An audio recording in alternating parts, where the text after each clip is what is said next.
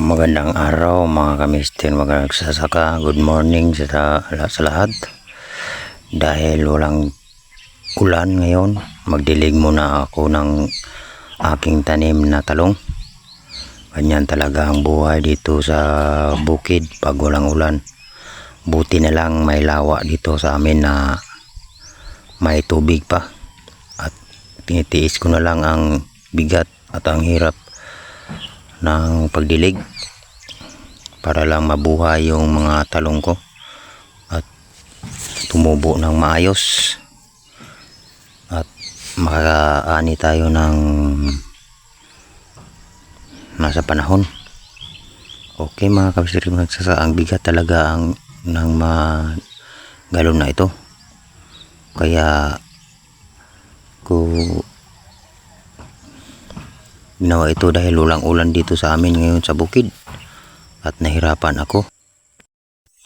Okay mga kamister magsasaka, magdilig na tayo at sana panoorin nyo ang video nito at follow na rin sa aking Facebook at sana mag-subscribe na rin kayo sa aking YouTube at pakipollow na lang sa aking Facebook, Mr. Magsasaka TV at Andrelo Banlegas. Dilig na talaga dahil mahirap na hindi ito matuloy kasi binungkalan ko na ito at kulang lang talaga ng tubig at sana umulan na, pero kung hindi pa okay lang din, pero kasi mayroon naman akong makuha na ng tubig at sana hindi ito matuyo sana bigyan ako ng lakas ng Panginoon na magdilig.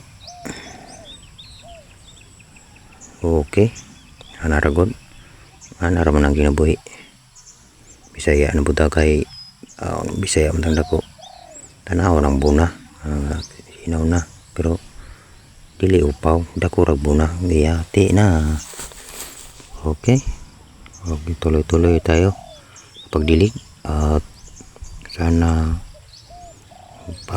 follow mo nyo ang aking Facebook.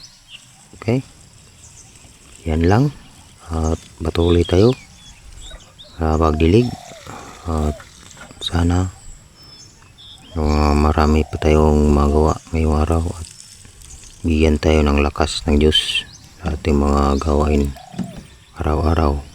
Okay, salamat sa Diyos.